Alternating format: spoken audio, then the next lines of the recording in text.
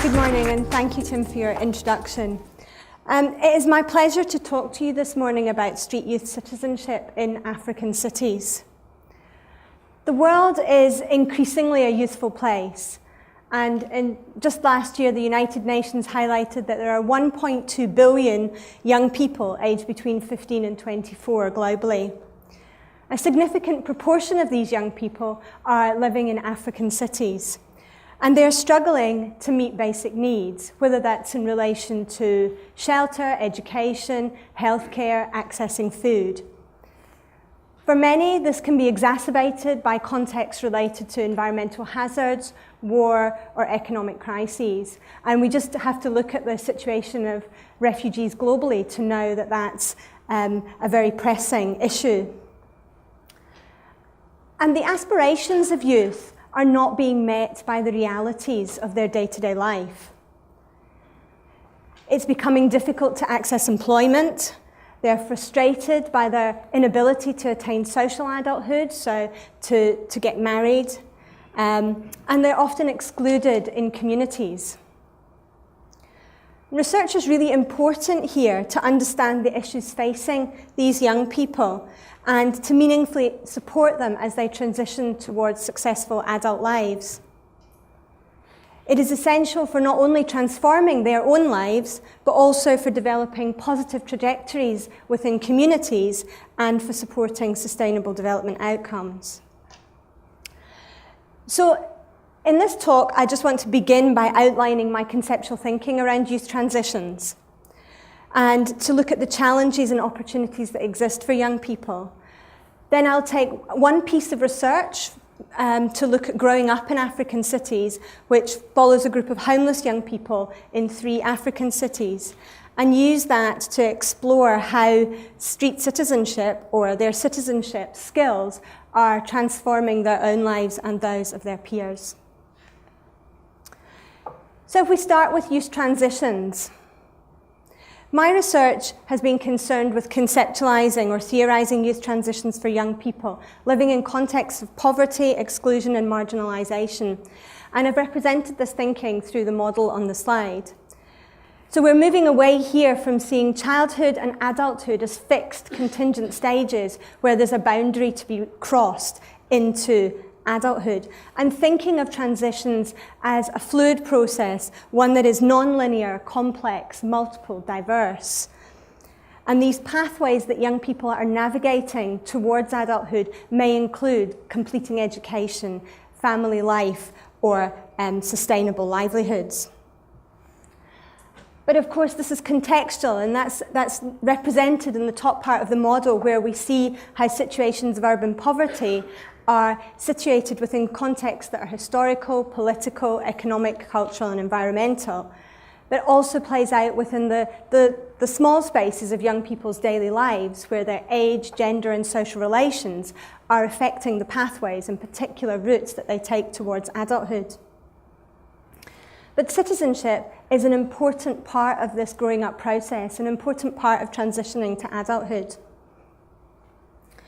And here, if we look at citizenship from a socio-political perspective as inclusion in society, then we can see how integral it is to youth transitions. And so I want to link to a particular piece of research to give you an exemplar of how this process between transitions and citizenship can be played out. The Growing Up on the Streets research project we've been running here for the last 4 years, and this is a longitudinal project, so we have undertaken 3 years of qualitative data collection in 3 different African cities, in Accra in Ghana, Bukavu in DRC, and Harare in Zimbabwe. And we've worked with over 200 young people aged between 14 and 25. And we have been working with 18 young people specifically doing their own research. So these are young people living on the streets in these cities who we engaged with and trained to undertake qualitative participatory research that they have carried out over 3 years with their peer group. The aim was to challenge contemporary thinking around street children and youth, as a force to be removed from the streets and to think about their capabilities and what they have to contribute to cities. Shelter being a major issue to growing up. If you don't have access to shelter, it impacts on all areas of your life. Goodwill in Harare highlights that they sleep in a mesh cage, a squatter house or an alleyway, and that they build it in a particular way to be covered by weather conditions. And the images here show you where young people are sleeping in market stalls when they're empty at night, or in verandas, just under the elements. And this has implications for storing belongings and also food. These young people have been picking in the bins in order to cook some food. They're going to boil it to try and get rid of any diseases, and they say that this really affects their citizenship status. People don't regard us, they say. They say nasty things. They are nauseated by us. So here you can really start to see an exclusion because of a way of life in the city. Access to livelihoods, a significant aspect of youth transitions and an important aspect of growing up. We're all looking to think about our careers when we're young and what we're going to do. And here, young people are really excluded from this process with no ID, no access to formal work, no qualifications. And so they're really engaging in low, informal survival strategies. Papa from Accra highlights the risk associated with this. And he says some risk that is associated with our work, like shoeshine work. You can walk to a place and there are bad people. They know your business. So they tell you to bring your money, and if you refuse, he will force you. The person will stab you with a knife. So major risks associated with livelihoods. And equally for girls, particularly dangerous occupations are engaged in. Angela says, I'm too shy to beg. I do not have money to hoard and sell. If I do not have money, I will go to prostitute looking for money. And then finally, our young researcher mentioned violence, and this is a daily condition of life in the streets. Here we find young people are suffering from violent encounters, whether it be with authorities or with each other or just members of the community. Josephine highlights particular problems here. She says, he beat me and I went to the hospital, but they have still not arrested him. So over there we are worthless. Someone can kill you freely. And here she's highlighting that lack of inclusion in society. The police are not dealing with their cases because they are just street children. They are worthless in their eyes. And so, yes, these young people are excluded from citizenship, but they're also seen as a threat to the social order of the city. As I said, the lack of formal status, no identity documents, nowhere to stay. This results in young people engaging in unlicensed work, as we said. And this means that they are constantly in conflict with the authorities. This example from Bukavu in DRC, where Didier highlights that the mayor will move them on when they're trying to survive by washing cars. And he says, he orders the police to take away the number plates of the cars that are being washed. We beg the mayor, telling him that our life depends on the washing of cars, but he never pities us.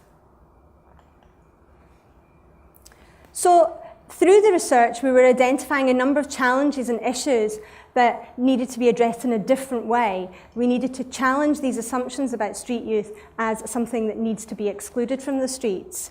But we also identified that the young people engaged in the research were experts on their own lives, experts knowing what they need, and also had the skills and abilities to get these messages across, to engage as citizens in their daily lives.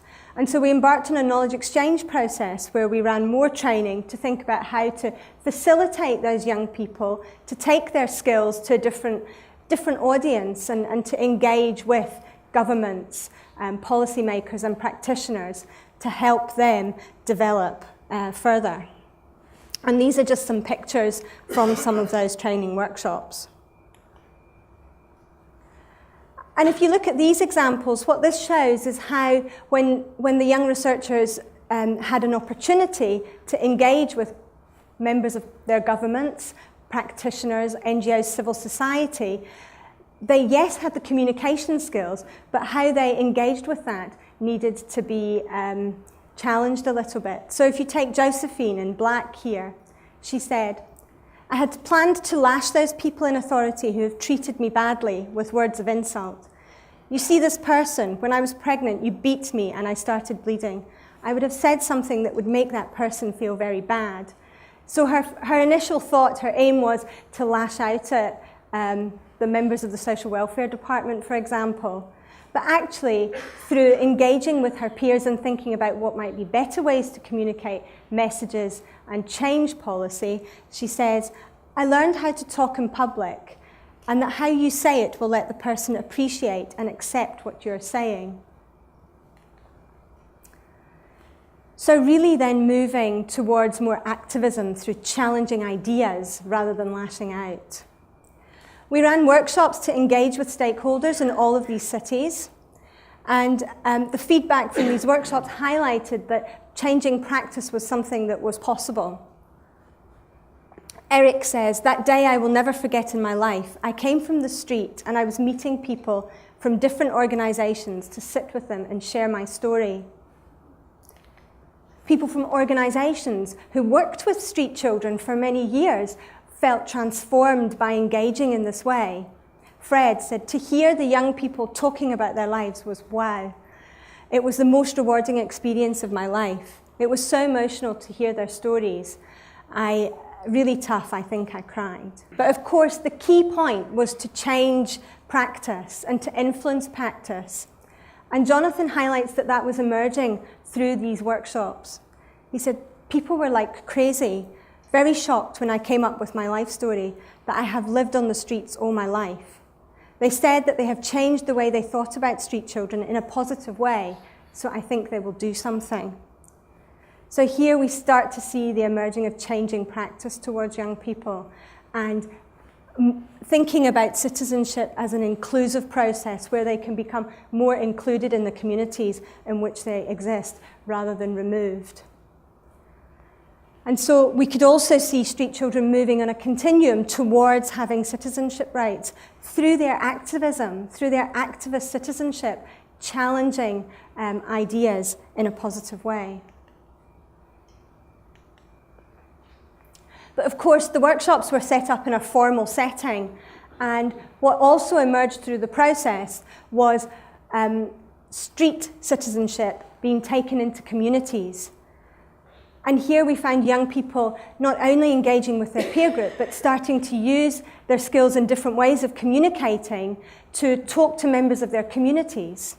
Didier says, "The training helped me to be able to talk in public, not only to this category of person, NGO stakeholders, but to any person."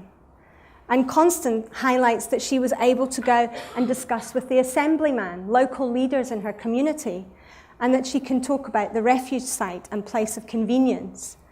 She says, "I can let him know of the things that we need help with, and we can eradicate issues like malaria and other things. They will be out of this place."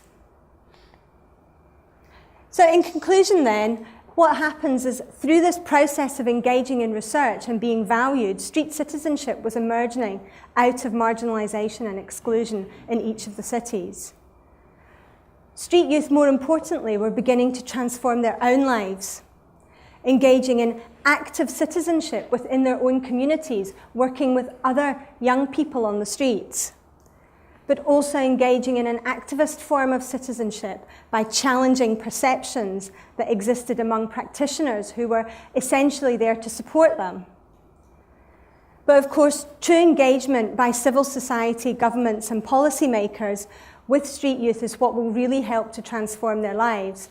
And the young people in this project have been involved in influencing a piece of UN legislation, the UN General Comment on Children in Street Situations, which is due to come out this year. But of course, we all have a role to play in transforming lives by raising awareness of issues and raising awareness of the skills and capabilities of young people across all our societies. So thank you for listening, and I'd just like to acknowledge all of the team that took part in the research, but most especially the 18 young people from Ghana, DRC and Zimbabwe that carried out the research.